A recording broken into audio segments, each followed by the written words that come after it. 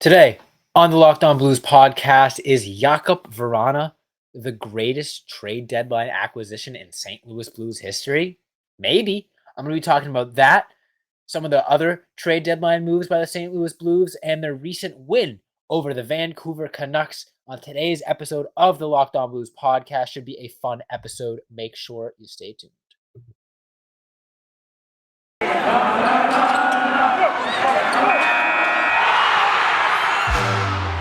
Locked On Blues, your daily podcast on the St. Louis Blues.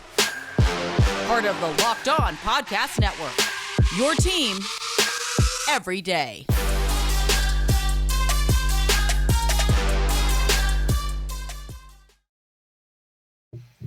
Ladies and gentlemen, welcome back to the Locked On Blues podcast, part of the Locked On Podcast Network, and your number one source for Blues content. I'm your host, as always, Josh Hyman. If you don't know me, welcome to the show. Like I said, my name is Josh. I've been covering the St. Louis Blues for about 5 years, whether it be writing articles all the way back for Respect the Note. If you guys have heard of that, shout out Joey and Tommy there.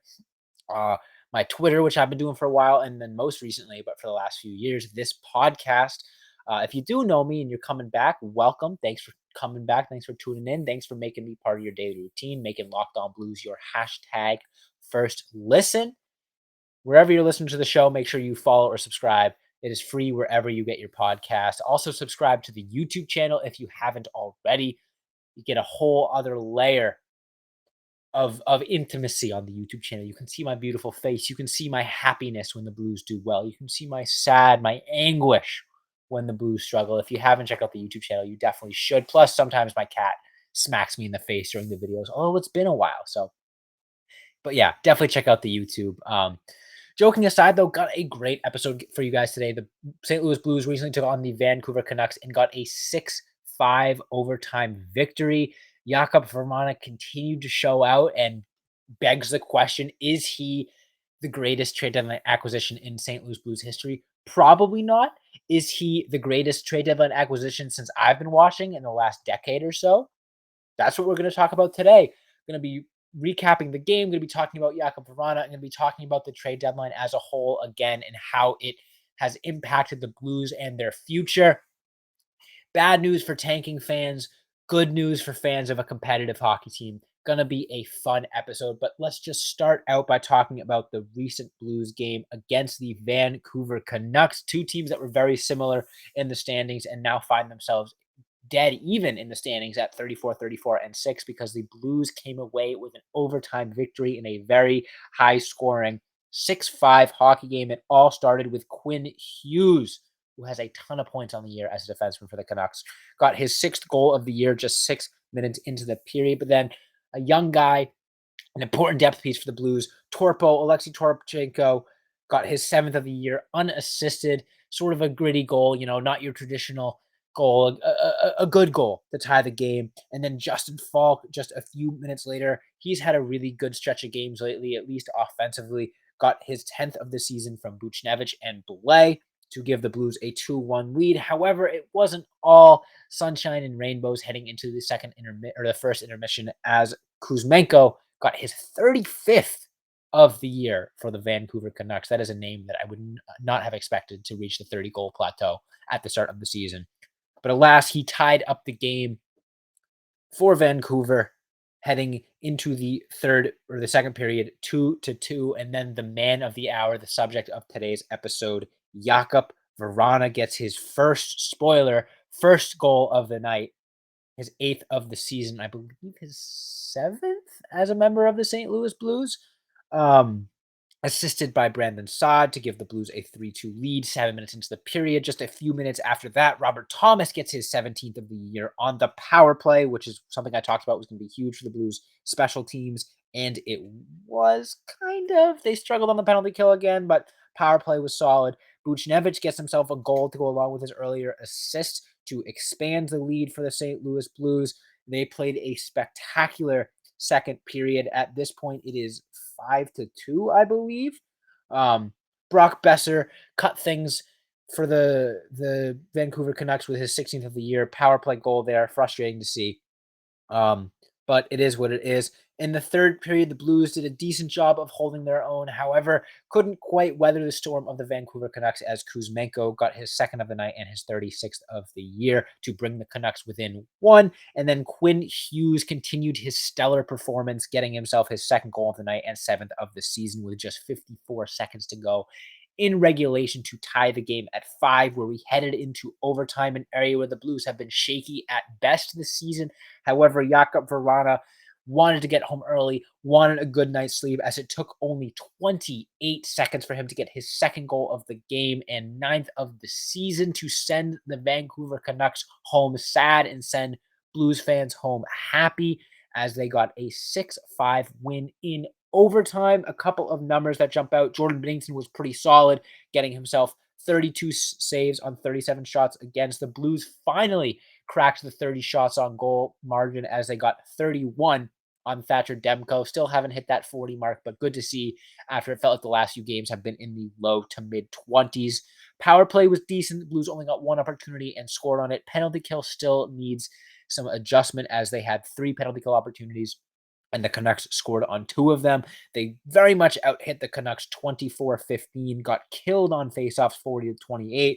Jakub Vrana was your first star of the night with 2 goals and a +2 in 15 minutes of ice time. Justin Falk continues his strong play as of late with 1 goal and 2 assists in 24 minutes of ice time. In this upcoming second segment, I'm going to be talking a little bit more about the game and then going into the Jakub Vrana trade, talking about it. Is he the best trade deadline acquisition in St. Louis Blues history? Spoiler alert, probably not, but it makes for a good clickbait headline, so we're going to be talking about it anyways. But before I get into that, I want to tell you guys about today's sponsor, and that is FanDuel Sportsbook. Now, the tournament is heating up, and there is no better place to get in on the action than FanDuel, America's #1 sportsbook. That's because right now, FanDuel is giving new customers a no-sweat first bet up to $1,000, $1,000. That's up to $1,000 back in bonus bets if your first bet doesn't win. Just go to fanduel.com/lockedon, sign up today, claim your no sweat first bet. Then you can wager on everything from the money line, point spreads, which team will be cutting down the net. Will the next bucket be a 3 or a 2? Will Jakub Vrana score 3 goals in his next game? Anything your heart desires, you can bet on fanduel.com, all on an app that is safe, secure, and super easy to use. Don't miss your shot at a no sweat first bet up to $1,000 when you join FanDuel today. Just go to fanduel.com/locked on to sign up. You can make every moment more with FanDuel. We'll be right back with the second half of today's episode.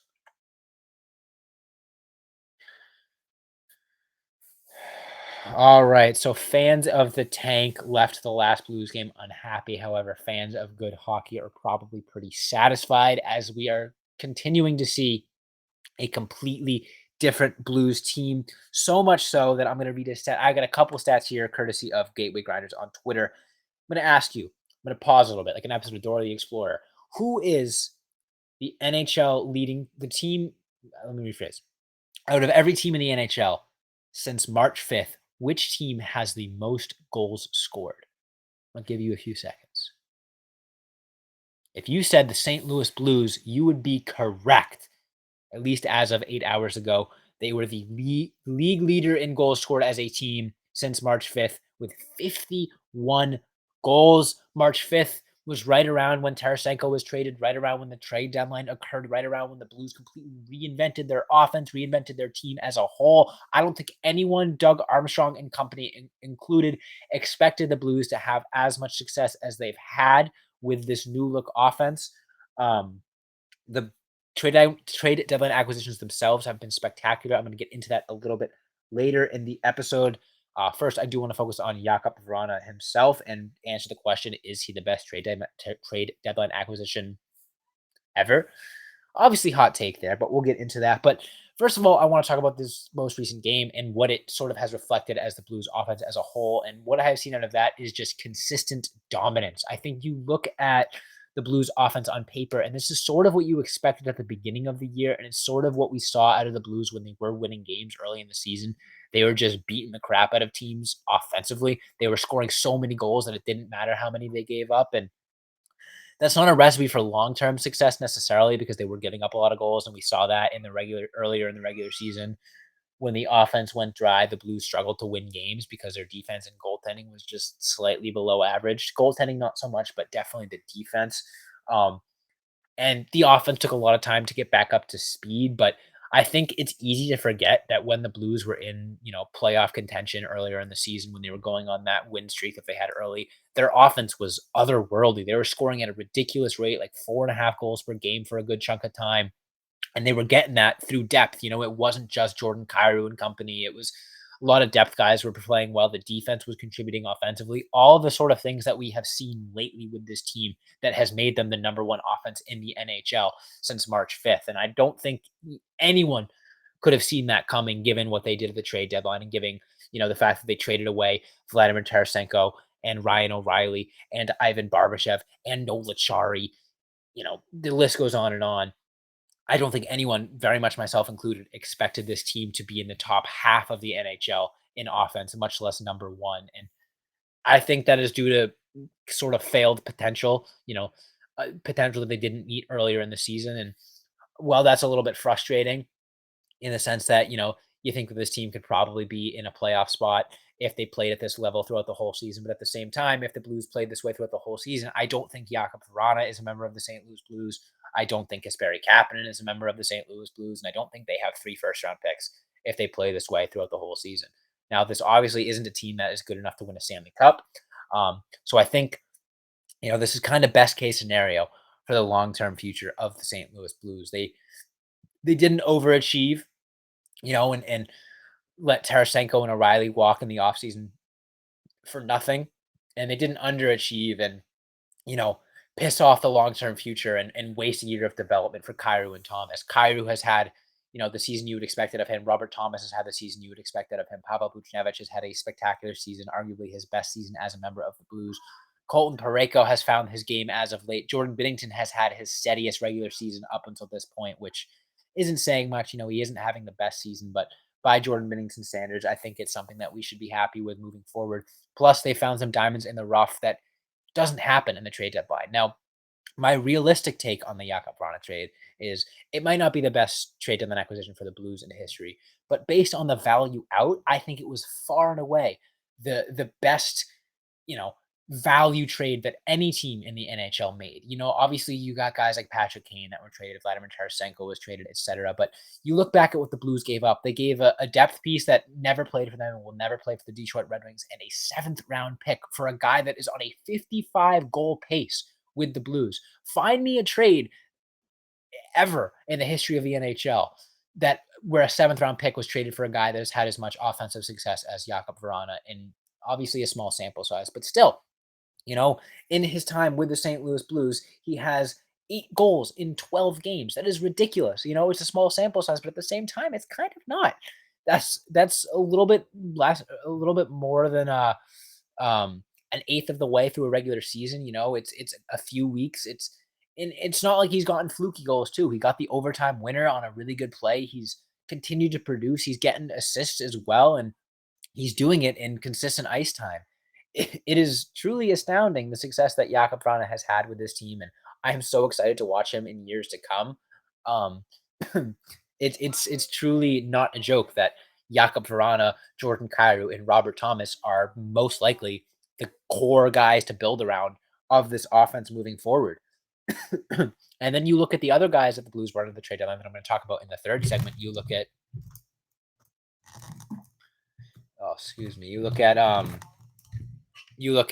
Kasperi Kapanen and Sammy Blais, and they're nothing to sneeze at either. They've had a lot of success for the Blues lately as well, and it was such a good trade deadline, and not one, no, not for the reasons I expected. You look at the draft picks the Blues brought in, and that's a reason why I think you give their trade deadline an A. And now you look at the fact that they've had such success from Blais, Kapanen, Vrana, etc.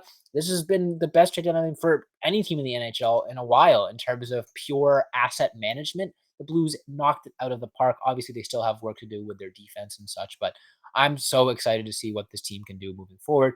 That being said, that is all the time I have for this current segment. On this upcoming third and final segment, I'm going to dig into the numbers a little bit more from some of the trade deadline guys, talk about the deadline as a whole and what it means for the future of the St. Louis Blues. I know I've talked about it a lot, but hey, I'm excited about it. Hope you don't blame me. Be right back with the third and final segment of today's episode.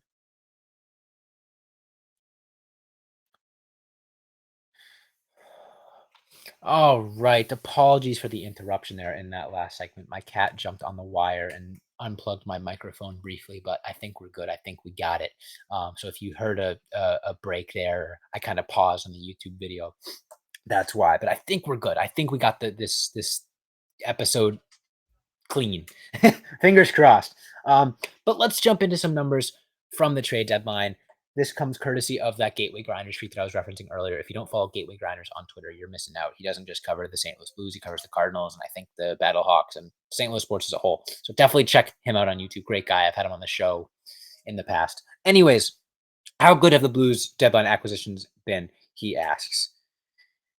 Jakub Vrana, 8 goals in 12 games played. Kasperi Kapanen, 7 goals in 15 games played. And Sammy Blais, 8 goals in 23 games played. Combined, they had scored 8 goals in 88 games before joining the Blues. Since, they have scored 23 in 50 games. Absolutely turnaround guys offensively. I mean, you look at Sammy Blais, he hadn't scored a single goal as a member of the New York Rangers. He was obviously traded for Pavel Buchnevich last offseason or whenever that was. Didn't score a single goal in about 50 or so games with the Rangers. Comes over here, ties his career high in goals with 8 in just 23 games. You get a guy in Jakub Vrana who was in and out of the league, down in the AHL, out of the league in the player assistance program, whatever. You get a guy in Kasperi Kapanen who came up with the Toronto Maple Leafs, didn't quite reach his potential there, bounced around a few teams since then, hadn't quite met his potential, and all of a sudden ended up on waivers, and all of a sudden all 3 of those guys find their way to the Blues in somewhat throwaway trades. You know, Sammy Blais is just a addition to the picks and such the Blues got for Vladimir Tarasenko. Kasperi Kapanen is a waiver addition, and Jakub Vrana was traded for a 7th-round pick and a depth prospect that'll never see the ice for the Detroit Red Wings more than likely.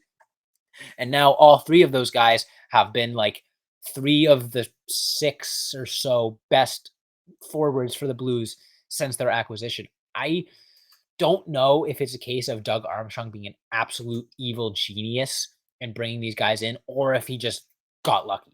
It's probably a little bit of both, but Jakub Vrana, I was excited about. I was like, man, this guy's shown flashes in the future or in the past. He could potentially be a piece for the Blues moving forward. I didn't expect this. Sammy Blais, I was honestly a little bit underwhelmed with him. Like, really, it's the best we can do is a depth guy who hasn't scored a goal in a season and a half. That's the best we can do.